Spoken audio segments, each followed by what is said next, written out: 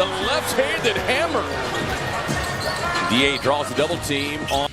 Kai Soto, napakagaling. Grabe. NBA All-Star at former Phoenix Suns big man na si DeAndre Ayton hindi pinaporma ni Kai Soto nung nagtapat sila sa isang preseason game. At Anthony Davis, naghahanap ng kasangga sa ilalim para sa Lakers. Well, yan ang ating pag-uusapan in this video mga kapatrol. Pero bago yan ay meron muna tayong pag-giveaway. Hey, hey, hey! Attention mga kapatrol! Get ready for an epic giveaway.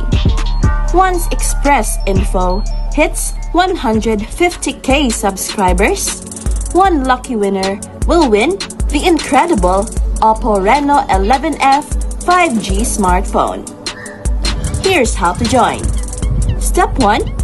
Subscribe to Express Info right now. Step 2. Like this video.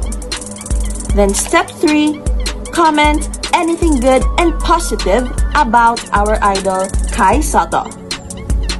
Super easy. Just subscribe, like, and comment.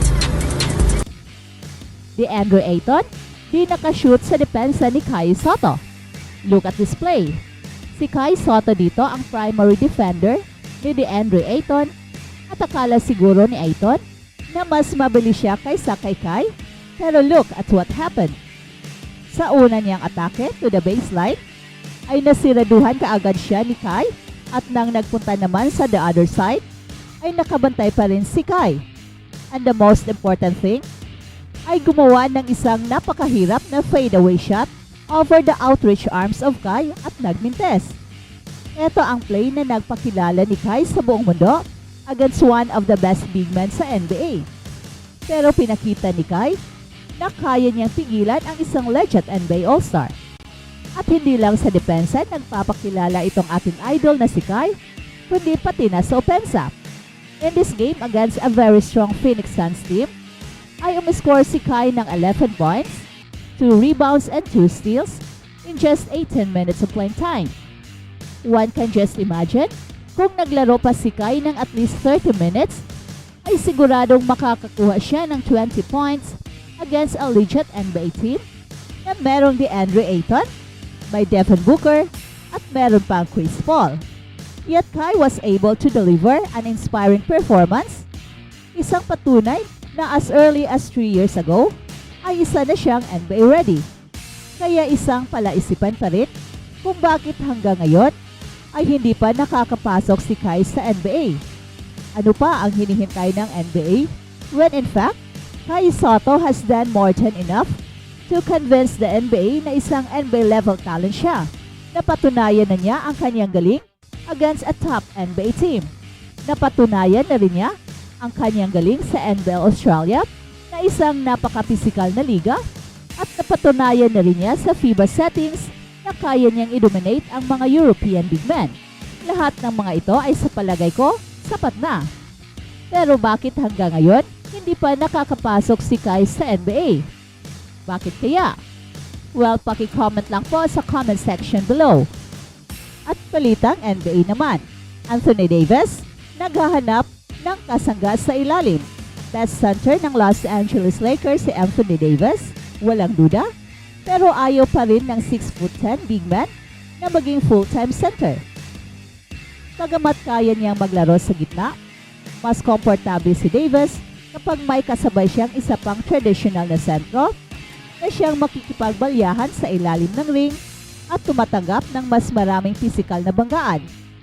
Si AD, kahit malakas at may kakayahang magdomina sa paint, ay mas gustong laruin ang 4 o power forward position kung saan mas marami siyang espasyo para sa kanyang mid-range jump shots, post-ups, at mga fast breaks.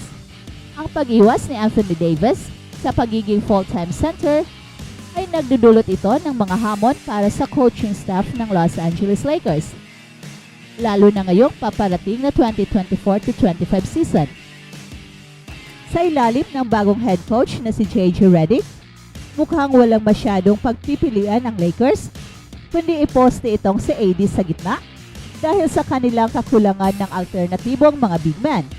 At si Christian Wood, na inaasahang magiging malaking tulong kay AD bilang backup sa center ay sumailalim ng knee surgery at hindi agad makakabalik sa simula ng regular season. At sa kanyang pagkawala, lalong lumalaki ang posibilidad na si Anthony Davis ang maglalaro sa 5 position ng mas madalas kaysa gusto niya. At kung magpapatuloy ang pag-iwas ni Anthony Davis sa pagiging full-time center, mapipilitan ang Lakers na maghanap ng ibang solusyon sa kanilang frontline. So nangangahulugan ito ng paghanap ng mga free agents o trade options na magbibigay sa kanila ng isa pang solidong 5. Subalit given the talent na meron itong si AD, walang duda na kaya niyang punan ang papel ng isang center, lalo na kung magdedepende ang team sa kanya para sa kanilang depensa at rebounding. Gayunpaman, makikita kung paano bubuo si Coach Redick ng sistema na magpapakomportable kay AD, habang sinisiguro nilang hindi masakripisyo ang overall game plan ng Lakers. Lalo't sila'y naglalayong bumalik sa tuktok ng NBA standings. Noong 2023-24 season, sinubukan ng Lakers na itambal si Jackson Hayes kay AD bilang frontline duo, ngunit hindi ito gaanong naging matagumpay ang kombinasyon na ito. Bagamat may potensyal si Hayes bilang isang athletic center, hindi ito nag-click sa sistema ng Lakers. At dahil dito, lumutang ang pangangailangan ng Lakers na makahanap ng mas maasahang center sa kanyang pakipagsabayan sa mga big men ng liga. At isa sa mga pangalan na lumutang ay si Jonas Valanciunas, isang veteranong sentro na kilala sa kanyang physical na laro at rebounding skills. Matunog ang posibilidad na siya ang hugutin ng Lakers para punan ang kanilang kakulangan sa sentro.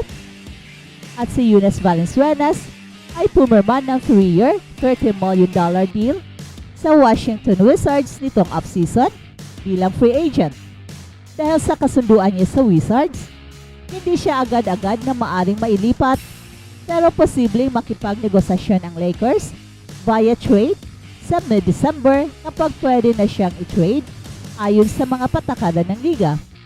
Ang kanyang karanasan at kakayahan sa ilalim ay maaring maging perfect fit para kay Anthony Davis. At bukod pa kay Valanciunas, isa pang pangalan na nababanggit ay si Nick Claxton ng Brooklyn Nets. Si Claxton ay isang promising young center na nagpakita ng husay sa depensa at shot blocking sa nakaraang mga season. Subalit hindi magiging madali ang pagkuha kay Claxton dahil tiyak na maghihingi ang rebuilding Nets ng mga young players at future draft picks bilang kapalit nito.